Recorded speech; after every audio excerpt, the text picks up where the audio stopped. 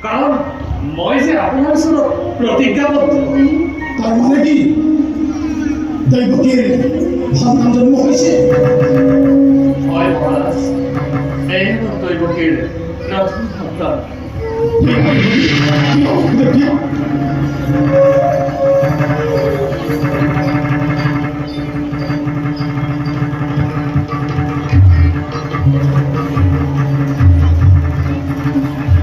সুন্দর শিশু এই শিশুটি মোৰ প্ৰাণবলী নহয় দৈবকীৰ গৰ্ভজাত অষ্টম সন্তান প্ৰাণবলী তুমি বৰ নিষ্ঠুৰ বুলি হয় মহাৰাজ মই বৰ নিষ্ঠুৰ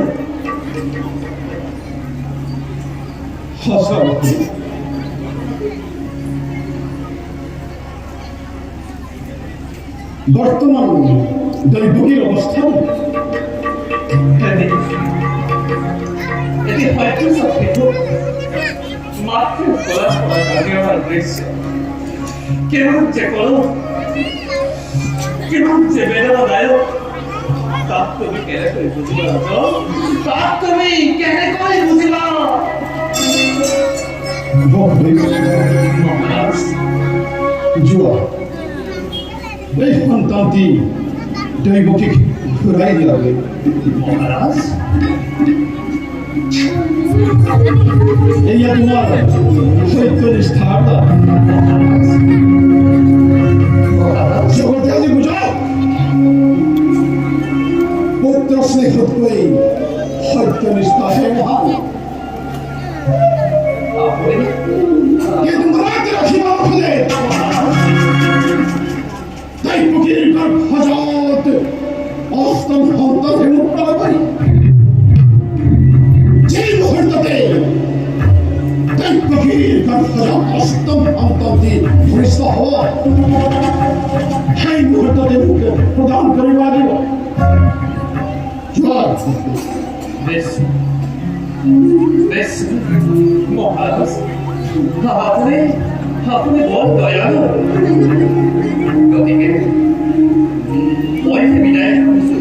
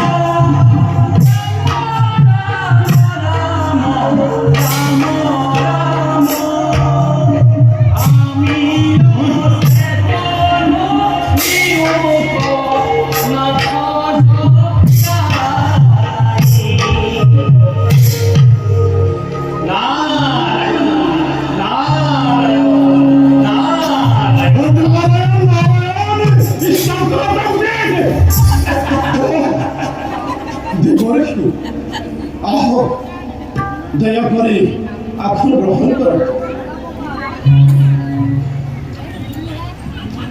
মহাৰাজ কংখৰ জয় হোক। দেবৰ্ষী হঠাৎ এই দুৰ্ভোগে কংখৰ ৰাজসভাত আপনাৰ আগমনেৰ উদ্দেশ্য কম কম মহাৰাজ কংখ কম বুলিতো আহিছো। এইমাত্ৰ শুনা পালো দৈৱকীৰ বোলে প্ৰথম সন্তান জন্ম হৈছে। হয় দেবৰ্ষী ভগৱতীয়ে তেওঁৰ বলিকা ৰক্ষা কৰিব পাৰিলে জানো? পাৰিলে দেবৰ্ষী মই হে উন্নতি পুনৰ ঘূৰাই নাৰায়ণ নাৰায়ণ তুমি কেতিয়াৰ পৰা ইমান মহান হলা হে কংখ? কাৰণ দেবৰ্ষী তাৰ পৰা মোৰ কোনো ভয় নাই। এই পকীৰ গৰ্ভজাত অষ্টম সন্তান হেৰুৰ প্ৰাণী সেয়েহে প্ৰথম সন্তানৰ প্ৰতি মোৰ কোনো আক্ষেপ নাই। কিন্তু তুমি কেনেকৈ জানিলা যে প্ৰথমে অষ্টম আৰু অষ্টমে প্ৰথম সন্তান বুলি? তাৰ দেবৰ্ষী তাৰ অৰ্থ নাৰায়ণ নাৰায়ণ এই ফুলপাহ হৈছে এই পাহ অষ্টমৰ পুষ্টি। ইয়াত আঠটা পানী আছে। ইয়াৰ কোন পাহে প্ৰথম আৰু কোন পাহে অষ্টম তুমি ক'ব পাৰিবা? চোৱা চোৱা কংখ ভালদৰে চোৱা। তুমি যদি এফালৰ পৰা হিচাপ কৰি যোৱা প্ৰথম দ্বিতীয় দ্বিতীয় তৃতীয় তৃতীয় চতুৰ্থ চতুৰ্থ পঞ্চম পঞ্চম ষষ্ঠ ষষ্ঠ সপ্তম সপ্তম অষ্টম।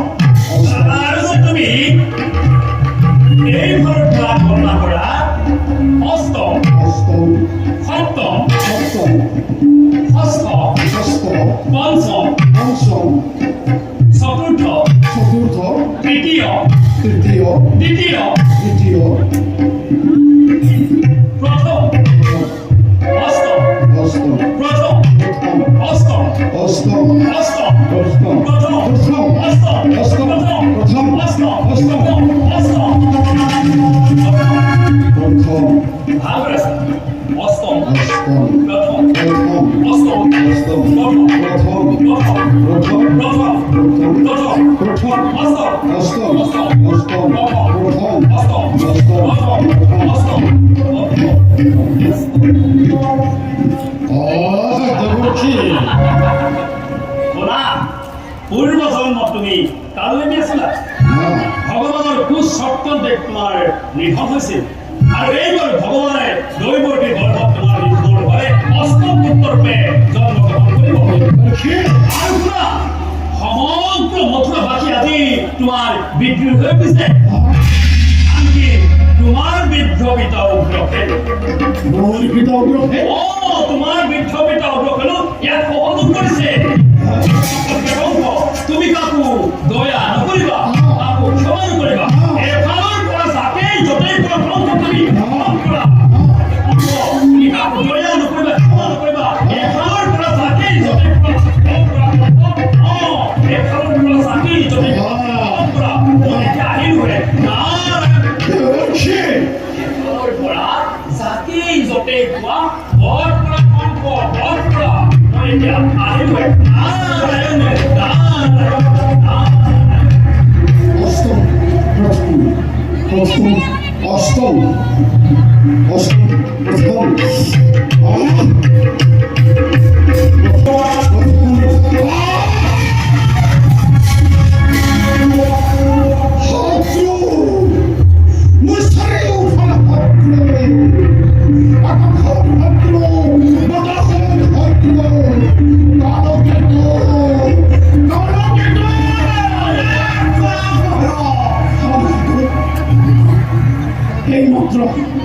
এই মন্ত্র দেবর ক্ষীর আমাদের করতে যা তোমায় করে স্বপ্ন মরক সকল পত্র সকল বাড়ি এই মন্ত্র পুরা যদি করে প্রথম হিন্দুদার কত সারি সারি আর অতি উন্নয় খুদে একটাই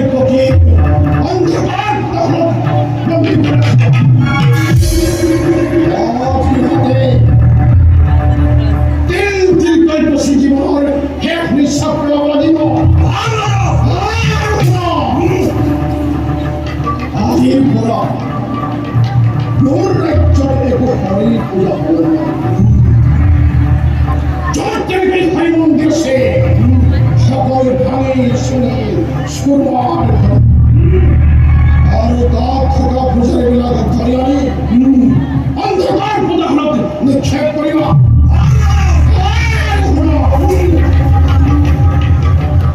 দখল দেখুওৱা যাক যেনে সন্দেহ কৰা এফালৰ হত্যা কৰিবা আৰু মোৰ পিতাৰ ওপৰত তোমাৰ পিতা উদ্যোগী পিতা নহয় তাৰ শত্ৰু